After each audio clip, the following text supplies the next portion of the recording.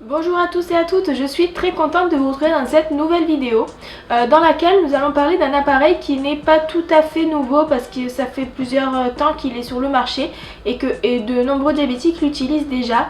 C'est le Freestyle Libre. Alors peut-être que vous l'utilisez déjà, peut-être que vous le connaissez mais que vous n'avez jamais osé vous le procurer. Alors dans cette vidéo on va parler de cet appareil. À la base la vidéo je l'avais fait en une seule partie et quand je l'ai tournée elle a duré très longtemps, elle a duré 12-13 minutes et je trouvais ça vraiment très long.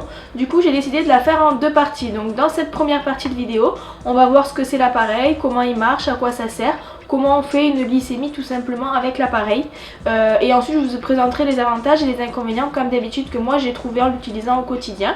Et dans la deuxième partie de vidéo que je publierai dans quelques temps, j'exposerai plutôt les accessoires qui vont avec le Freestyle Libre parce qu'il y en a beaucoup.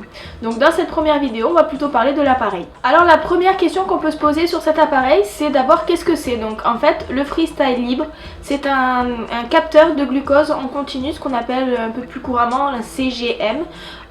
C'est en fait un patch qui se pose pendant 14 jours sur la peau et grâce à ce petit filament inséré dans le liquide interstitiel, en fait il prendra la glycémie pendant 14 jours et il suffira, avec le boîtier qui va avec, qu'on va appeler nous le lecteur, il suffira de passer le lecteur au-dessus du capteur pour obtenir sa glycémie tout de suite. Il faut savoir que ce capteur enregistre la glycémie pendant 8 heures. Donc en fait, Freestyle Libre, Abbott, dit bien que pour avoir une glycémie sur 24 heures, il suffit de scanner 3 fois sa glycémie, donc 3 fois 8, 24, pour avoir une courbe pendant 24 heures en continu. Ensuite, nous allons parler de la façon dont on pose ce petit capteur. Alors en fait, pour le poser, c'est très simple. Il suffit de se munir de son lecteur et du kit capteur que Freestyle vend sur internet. Donc dans ce kit on va trouver deux choses. La première c'est le capteur en lui-même et la deuxième chose c'est l'applicateur. Et dans la boîte avec ces deux unités on trouve aussi la lingette qu'on va utiliser pour nettoyer la peau avant de poser le capteur. Abbott insiste bien sur le fait que avant de poser le capteur il est très important de préparer la peau parce qu'en fait on est censé le mettre pendant 14 jours sur la peau et vous allez peut-être en l'utilisant vous remarquerez qu'en fait pendant 14 jours il y a des difficultés avec la sueur quand on fait du sport, avec les douches etc. Le capteur a tendance un petit peu à se décoller, donc ils insistent bien sur le fait qu'avant de poser le capteur il faut bien préparer la peau, soit avec des pchites à mettre dessus pour augmenter l'adhérence ou alors avec la petite lingette à bien nettoyer la peau etc. pour pas que le capteur se décolle trop vite.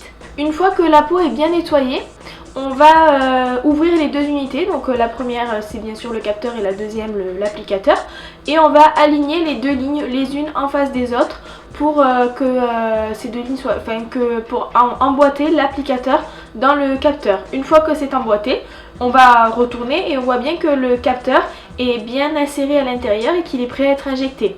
À ce moment-là, on choisit bien sa zone. Donc Freestyle lui conseille seulement de mettre sur le bras. Mais moi j'ai testé aussi sur le ventre, la jambe et tout, ça marche très bien. Et d'ailleurs il me semble qu'ils sont en train de faire des tests, je ne suis pas sûre mais bon c'est un truc que j'ai lu quelque part sur internet, qu'ils sont en train de faire des tests pour voir si ça marche ailleurs. Mais moi j'ai testé, ça marche très bien donc je le mets sans souci ailleurs. Une fois que la zone est choisie, on va poser l'applicateur sur cette zone et appuyer d'un coup sec. Ça fait pas du tout mal, on sent pas du tout l'aiguille s'insérer. Une fois que c'est appuyé, il suffit de l'enlever délicatement et le capteur est posé pendant 14 jours. On va bien lisser autour pour que l'autocollant soit bien collé. Et voilà, pendant 14 jours, on peut avoir une glycémie. Une fois que le capteur est posé, nous allons utiliser le lecteur. Donc on va dans l'onglet démarrer un nouveau capteur. On passe le lecteur au-dessus du capteur qui est posé sur la peau et là le lecteur va nous faire attendre 60 minutes, donc 1 heure, le temps que le capteur soit fonctionnel. Une fois ces 1 heure passée, on peut prendre une glycémie sans souci pendant 14 jours sans se piquer aucune fois le doigt. Pour prendre une glycémie, c'est très simple. On appuie sur le lecteur pour l'allumer tout simplement. Là il va nous demander de vérifier le glucose. On passe le lecteur au-dessus du capteur et on a tout de suite notre glycémie qui s'affiche sans se piquer le doigt. Alors ce qu'il faut savoir c'est que Bon, c'est quand même fiable. Moi j'ai tendance à ne jamais me piquer le doigt en fait pour avoir ma glycémie. Maintenant je fais que me scanner. C'est vrai qu'il y a certains moments où le lecteur ne donne pas forcément des glycémies très fiables. Donc la première chose à savoir, c'est que la glycémie qu'on utilise, qu'on prend au doigt dans le sang, c'est bon, la glycémie sanguine, est différente de la glycémie que le capteur nous donne. Parce qu'en fait la glycémie que le capteur nous donne, c'est la glycémie du liquide interstitiel. Et entre ce liquide interstitiel et ce liquide sanguin, il y a 5 minutes de différence. Donc c'est vrai que les deux glycémies ne sont pas identiques absolument au même moment. Après c'est vrai qu'il y a quand même quelques écarts. Moi j'ai rencontré des 3,20 alors que j'étais plutôt à 2,40. Alors bon, c'est quand même énorme comme différence, hein, voilà.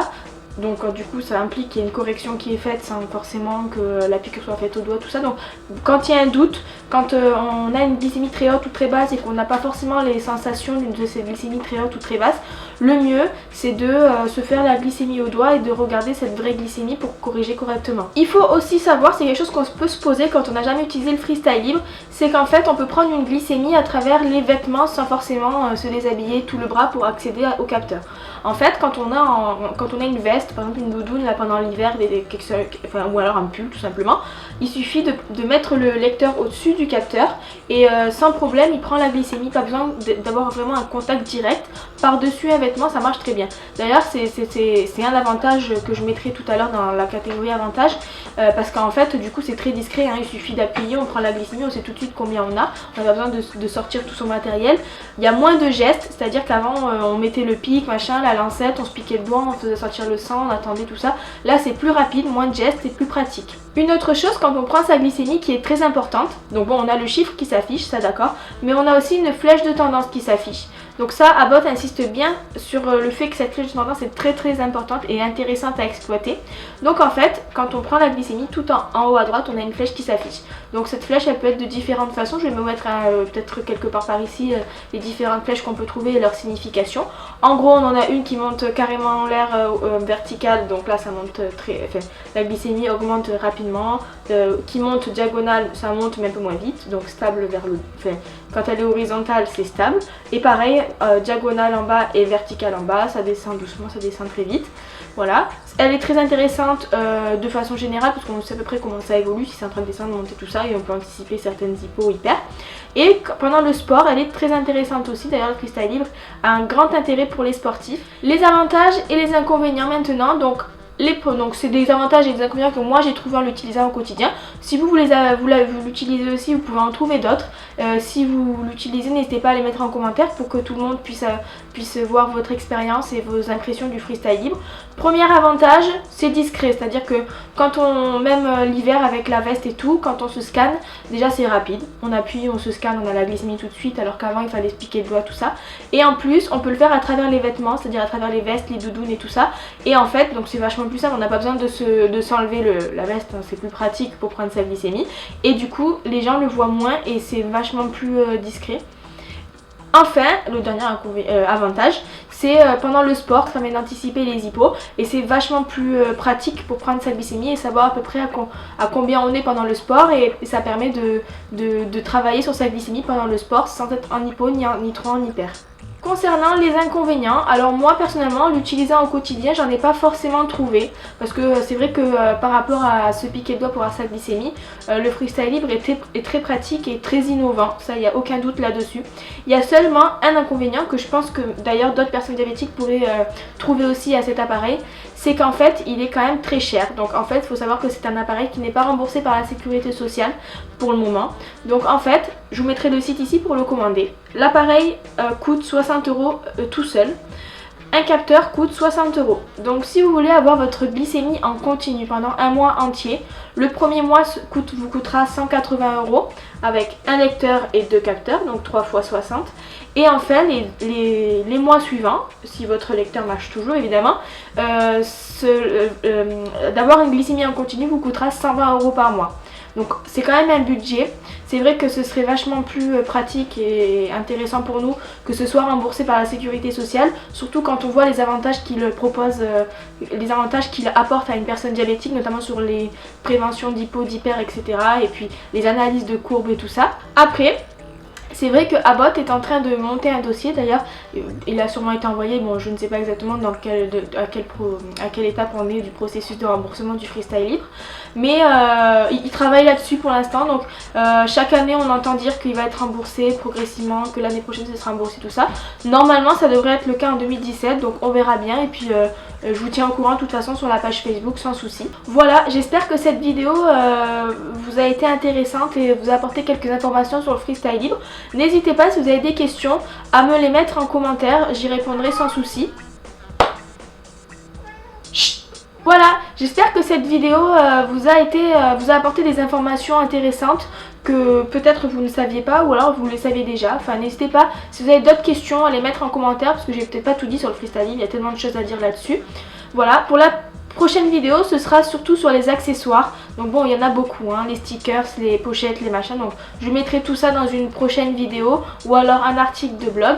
N'hésitez pas à vous abonner à la chaîne pour recevoir des mails quand je poste une nouvelle vidéo. Et bien sûr à me suivre sur Facebook, Twitter, sur lesquels je publie tout le temps une nouvelle vidéo ou un nouvel article. Merci de m'avoir suivi et à bientôt.